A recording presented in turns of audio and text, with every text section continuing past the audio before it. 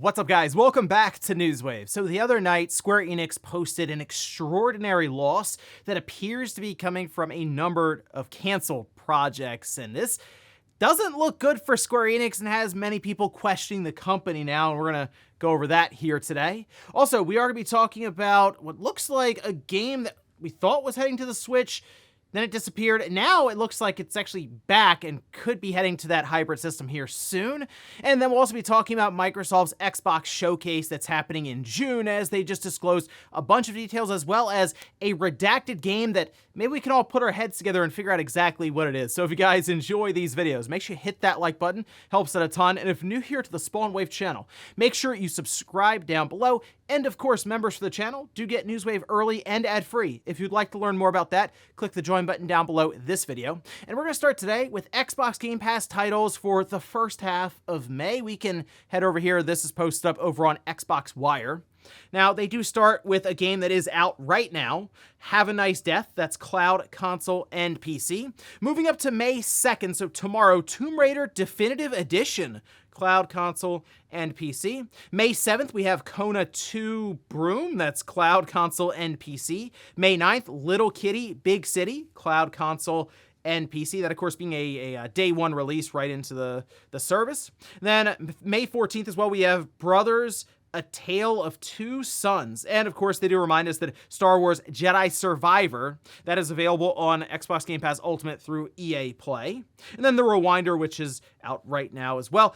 Tomb Raider, the Definitive Edition. If you have not played that, that was Tomb Raider 2013. They then ported over to like the Xbox One and stuff. That is a very good game. At least I enjoyed that 2013 Tomb Raider and would recommend people checking it out, but not a bad way to start out May with something like Tomb Raider, as well as a Little Kitty Big City going into the service day one. Also, tomorrow, Endless Ocean Luminous does release on the Switch, and, well, reviews went live yesterday, which you could see didn't go over great. Over on Metacritic, currently sitting at a score of 65. That's on 37 critic reviews, and the game got kind of beaten up by reviewers, and for the most part, many of them came to the same conclusion that the game is just kind of boring. It's repetitive, and what it asks you to do while it tries to build in sort of somewhat of a story mode, it's not very exciting or interesting, really. But I guess it's a relaxing game, so if you're looking for that and you like the idea of diving down and taking a look at sea life, you can do that. IGN was actually one of the hardest on this game, gave it a 4 out of 10, which, I mean, there's a ton of water in it, so I don't really know what we expected IGN to do with this game. But, I mean, Endless Ocean, it is out tomorrow, and, I mean, it's a unique title, but I think it's one I'm going to be passing on for now. Oh, and here's a bit of a surprise. A free-to-play game for the Switch that disappeared years ago is back, and in fact, it's coming out in about a month. We can see this is over on Nintendo's X account, where they say, battle as heroes of the rebellion, Imperial Stormtroopers, and everything in between in Star Wars Hunters. Pre-download this free-to-play game and battle for galactic glory on Nintendo Switch June 4th. So, again, this just kind of went in hiding for a while since its original trailer that didn't really show us much.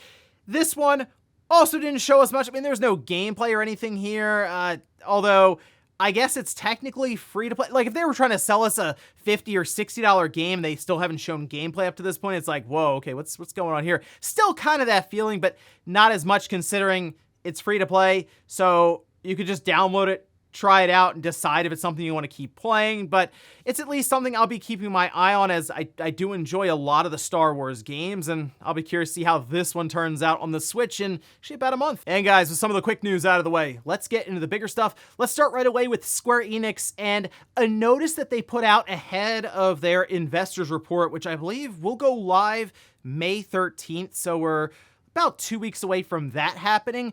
Well, they certainly wanted to get out in front of a very big number that will be posted on the wrong side of the ledger, technically. We can see this, though, posted up. This was shared, actually, 2 nights ago in Japan, and, well, They do say they expect to recognize extraordinary losses pertaining to abandonment losses associated with its content production account on its books for the fiscal year ended March 2024. They do detail it below, saying as a result of a close examination of the group's development pipeline undertaken in keeping with this revised approach, the company expects to recognize approximately 22.1 billion yen in content abandonment losses on its books for the fiscal year ended March 2024. I think that's right around $135 to $140 million is what they're recording here, as they say, an extraordinary loss.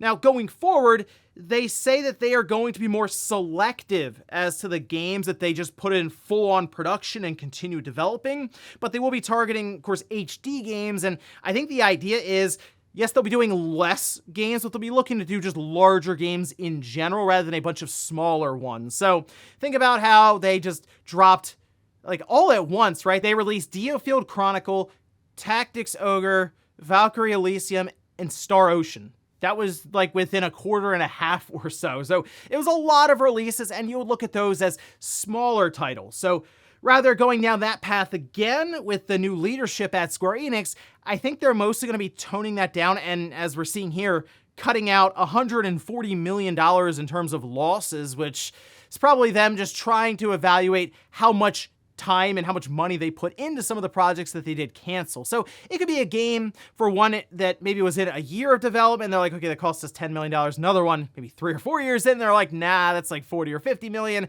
and they just kind of drop it all together. So the question now is, what games did they cancel? Because some were worried about Dragon Quest. I'll tell you now, I think the Dragon Quest games are completely safe. That's still a big-time intellectual property for Square, and they would view that as a more top priority, important release. And that does include the Dragon Quest III HD 2D release that they're doing. However, I would be curious about just those HD 2D games in general, because I have a strong feeling there's probably a Live Alive level game, like a remake of an older game or series from back in the day on the Super Nintendo that was going to find its way in HD2D and get released, that maybe they looked at and said, nah, we'd rather focus on the next big Final Fantasy or some other big-time AAA game, and rather than try to release 3 or 4 games in a quarter, we'll just do one that honestly might span 2 quarters completely. And there have just been a lot of questions around Square Enix in general, as it appears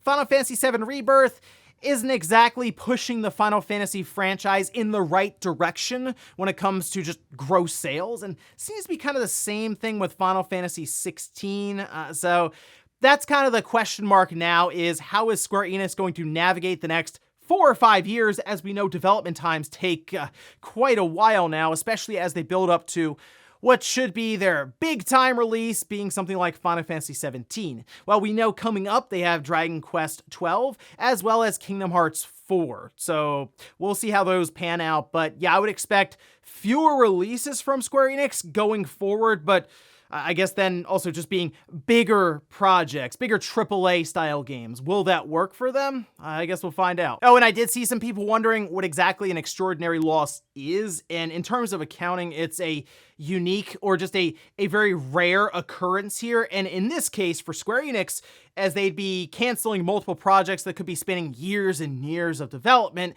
it'd be something that they would put under that category and kind of separate from all their other finances to show that it's just not a common thing. Next up, let's talk about a game that we thought would be coming to the Switch, considering some of the stuff we saw in the data mining that took place, and that is Hi-Fi Rush. Well, it came out on the PlayStation 5, that was back in March, but it didn't show up for the Switch, despite things like the t-shirt design seemingly pointing towards a Switch release. Well, now a new rating has popped up. We can see this is posted up. This was noted here by Nintendo Life, pointing towards PEGI 12, that being for Hi-Fi Rush, ZeniMax Europe Limited, Bethesda Softworks Europe, who has rated it for the Switch, and they have the release date and platform listed for the Switch as April 30th. there, at least at this time of recording, has not been any kind of shadow drop for this game. And well, it kind of need to happen for it to line up with this release date. But that could also be just the last time the rating itself was updated, because you can see for the PlayStation 5, they have the release date listed April 30th, and that is way off since it came out back in March. See, I was looking at Hi-Fi Rush, and I think it would be very, very impressive if Bethesda, they were able to get it on the Switch. I have questions as to the Switch being able to handle this game at a strong or good enough fidelity, but also holding that 60 FPS that is, I mean, key for this type of a game, since it does stay on beat. The rhythm is very important for the combat and just the gameplay itself. And then also, of course, having that smooth frame rate does help in general with the look of this game. So I don't know if that typical cut the frame rate in half down to 30 is necessarily on the table for a game like this, and then it could still kind of retain its overall styling.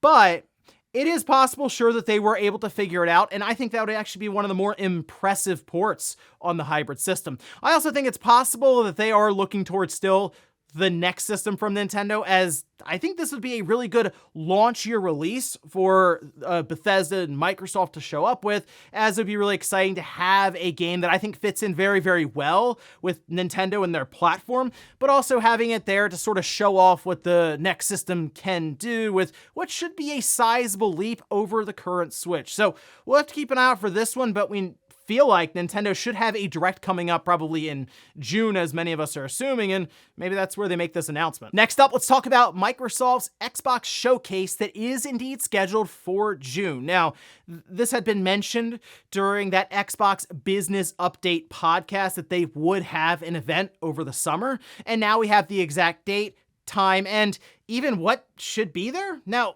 we can see this posted up over on news.xbox.com, where they say, mark your calendars, the Xbox Game Showcase will be live streamed June 9th, 2024, starting at 10 a.m. Pacific, 1 p.m. Eastern Time.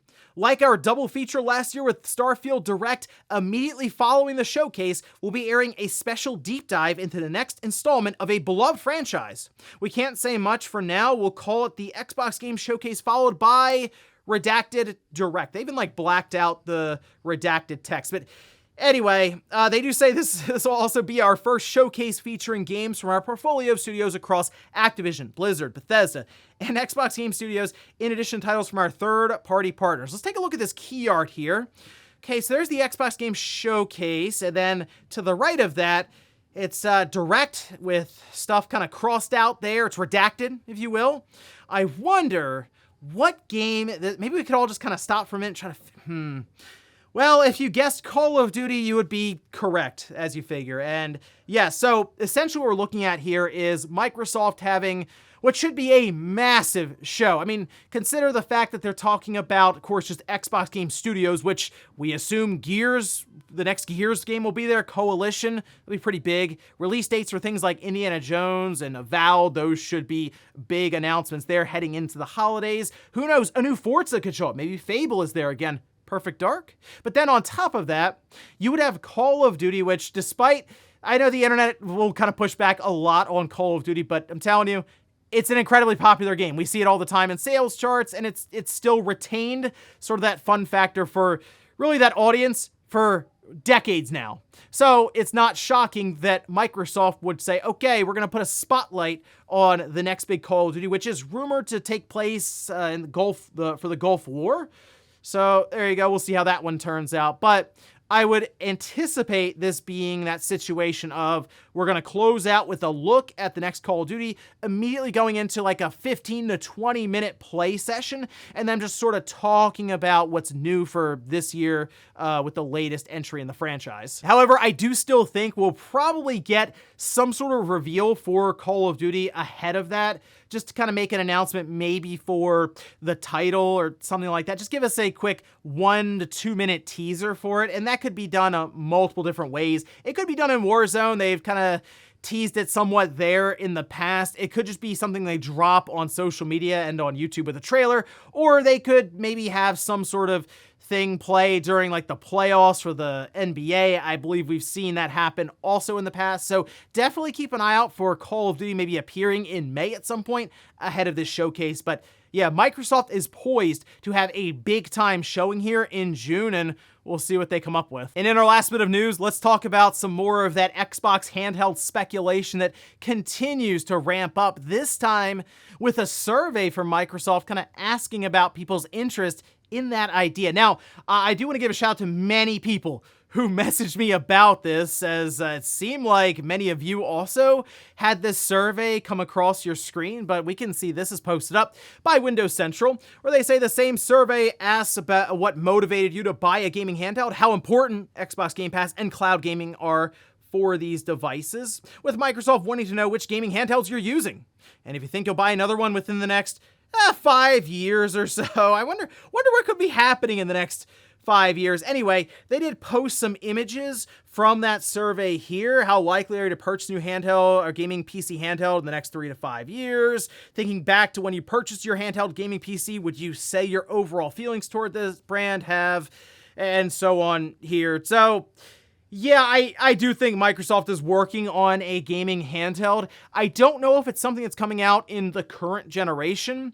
I do sort of lean into the idea that they will indeed start the next generation for their Xbox platform in holiday 2026. And I do wonder if they're going to show up with a handheld. So basically a PC gaming handheld, but with the Xbox branding and the Xbox OS there, and then also a console. So it's seamless switching, and it's natively played on that system. And I do think at this time, we're seeing AMD make a bigger and bigger push into developing these low-powered chips that are capable of playing a lot of these big AAA games at that 800p to 1080p mark. And I think that evolution will continue over the next decade or so until they eventually get the position where it plays everything that you're seeing on your console just on these handheld systems with the I'd say shocking parity there. So I think this would be the right path for Microsoft to really figure that out soon and launch the next generation without that Series S. No, something that provides just complete different functionality from their main home console. And sure, it'll probably cost about the same, $500 and $500, but there are probably many people who would opt for that handheld over the console because of that convenience. And let's face it, they'll probably offer some way to also connect it to a TV, maybe with just its own dock or a cable of some kind. But it seems more and more likely that that is something we'll see from Microsoft at some point. Yes, in the next 3 to 5 years. And before we go to the comment of the day, we'll take a look at the poll that I posted up yesterday, where I ask, if you picked up Stellar Blade, what do you think about the game so far? 62% say it's fun, I'm enjoying it a lot. 22% say it's okay, and then only 16% say I don't like it. I'm at the 10-hour mark now in my playthrough of Stellar Blade, and I'm having an absolute blast with this game. It definitely pulls from that PS2 era, like that essence of just like a hack and slash style game. Just a really fun action style, and in like a good way, right? So I'm really enjoying my time with it. I guess really the thing that I'm trying to think of one thing that I'm like, okay, this is kind of annoying. Maybe some of the side quests just haven't felt that fulfilling so far. Maybe they'll get better as I go, but really like the combat is great. The visuals outside, I know people talk about like the main characters, but like the visuals in general along with the frame rate, I think are really, really good. And I'm having a blast going through it. It's definitely not the 13 to 14 hours that How Long to Beat for some reason tweeted out. I am definitely not near the end of the game at the 10-hour mark, and many people I've seen talk about it took 35 to 40 hours to beat this game, so I think I still have quite a ways to go with it. And we'll finish up with the comment of the day, as you're seeing here. This is from SCJ Hoops, who says, I'm very excited for those Max Payne remakes, but we could definitely still use a brand new entry in the series. I went back to Max Payne 3 on my Steam Deck a few months ago, and it still has some of the best gunplay of any game out there. And you know, it actually still runs pretty well on the Steam Deck at this time, but I understand there's still many people on consoles who would like to be able to play this there. You can play it on your Xbox Series X. It's backwards compatible. There's one problem. It did not get any kind of enhancements like FPS boost, so it's still stuck at like 30 frames. It's very, very strange. I'm not really sure why Rockstar or Xbox, somebody hasn't gone back and updated that to be at least 60 frames per second. It's an awesome game, and it's one that I think many people have overlooked now, especially. Like, it's definitely under the radar for kind of the current generation, and I would like to see them do some enhancements to that game and bring it up to a more modernized standard for a third-person shooter like that. So I'm putting the call out. If Microsoft is bringing that backwards compatibility team together, let's figure out what we can do there with Max Payne 3 and give it a few upgrades. And ladies and gentlemen, that's going to do it here for Newswave. If you enjoyed this video, guys, hit that like button. If not, hit the dislike. Leave comments down below about everything we talked about here today, where Square Enix posting an extraordinary loss of $140 million, canceling a bunch of projects. What do you think their path forward should be here over the next 5 years? And then also, what about Hi-Fi Rush? Do you think that's getting announced for the Switch here soon? Or is that something that Microsoft and Bethesda might be lining up for Nintendo's next generation device? Thanks guys for watching, and I'll see you next time.